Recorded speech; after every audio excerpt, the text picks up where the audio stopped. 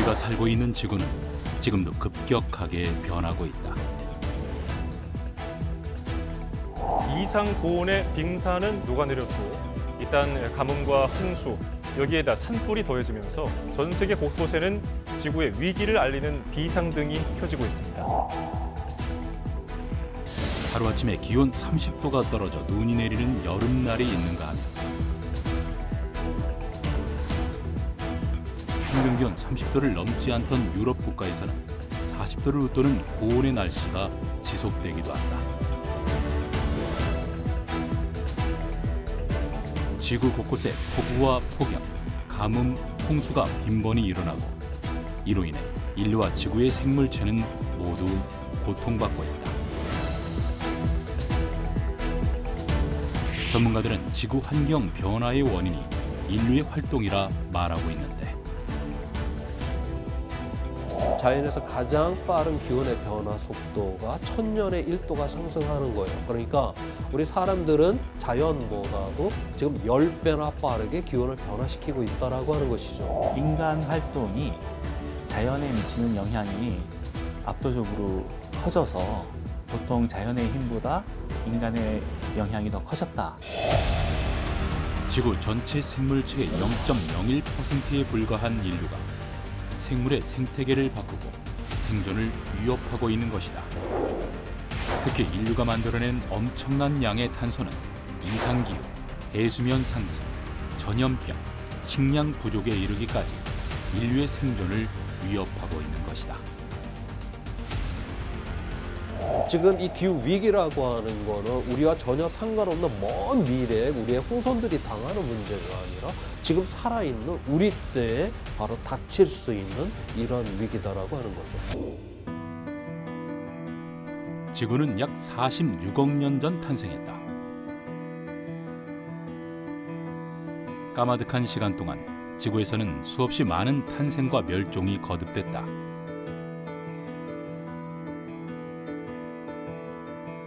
지구가 생기고 지각이 형성된 후부터 현재까지를 우리는 지질시대라 이야기한다.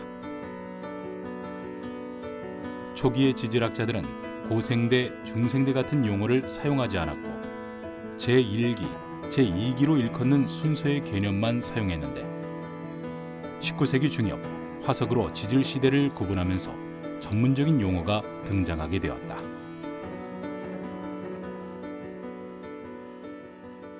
지구 역사가 쭉 있는데 이거를 크게 뭐 고생대, 중생대, 신생대 이런 식으로 구분을 하거든요.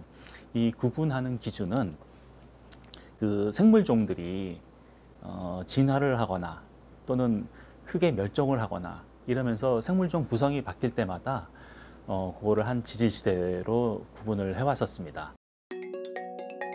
지질시대는 고생대, 중생대, 신생대로 구분하고 우리가 살고 있는 신생대는 다시 여러 기로 나누는데 신생대는 제3기와 제4기로 나누고 생물들이 다양해짐에 따라 다시 세로 구분을 한다. 결론적으로 지금 우리가 살고 있는 지질시대는 신생대 제4기 홀로세라 할 수 있는데 홀로세는 빙하기 이후부터 지금까지의 약 1만 년 시간을 말한다. 하지만 최근 지금의 홀로세를 인류세로 부르자는 움직임이 있는데 인류세는 인류의 자연환경 파괴로 지구 환경 체계가 급격하게 변화를 맞은 시대를 의미한다. 인류세는 그동안의 지질학적인 특징과 다른 새로운 지질 시대가 시작됐음을 상징한다. 인류의 어떤 행위로 인한 그런 흔적들이 이제 지질층에 남게 되기 때문에 새로운 인류세라고 하는 그런 지질 시대를 열었다라고 그렇게 얘기를 하게 된 거고요. 그런 의미에서 이제 인류세라고 하는 그런 시대적 구분을 지금 하게 된 시점에 이르게 된 것입니다.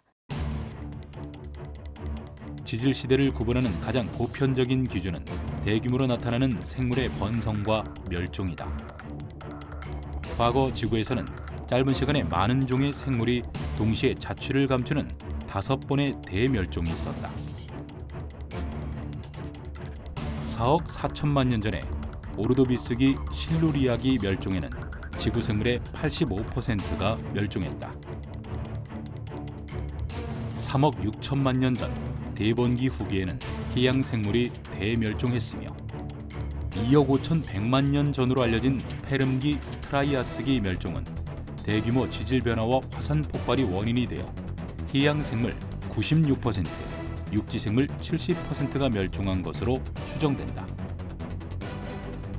2억 100만 년 전 일어난 네 번째 대멸종은 트라이아스기 쥐라기 멸종인데 대륙의 분열과 소행성 충돌로 육지 생물 80%, 해양 생물 20% 정도가 멸종했다. 가장 최근에 일어난 다섯 번째 멸종은 6,600만 년 전 백악기 제3기에 일어났고 우리가 알고 있는 모든 공룡이 사라졌으며 모든 생물종 중 75%가 멸종한 것으로 추정된다.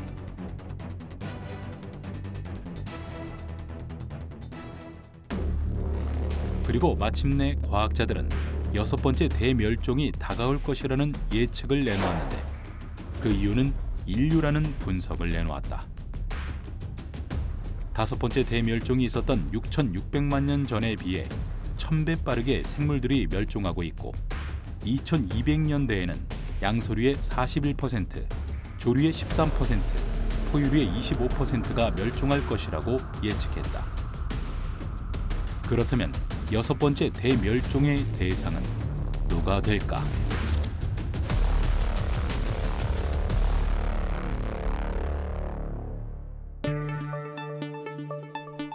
2000년 2월 멕시코에서 열린 지구환경 관련 국제회의에 참석한 한 대기학자의 발언은 전 세계 과학계에 큰 파장을 일으켰다.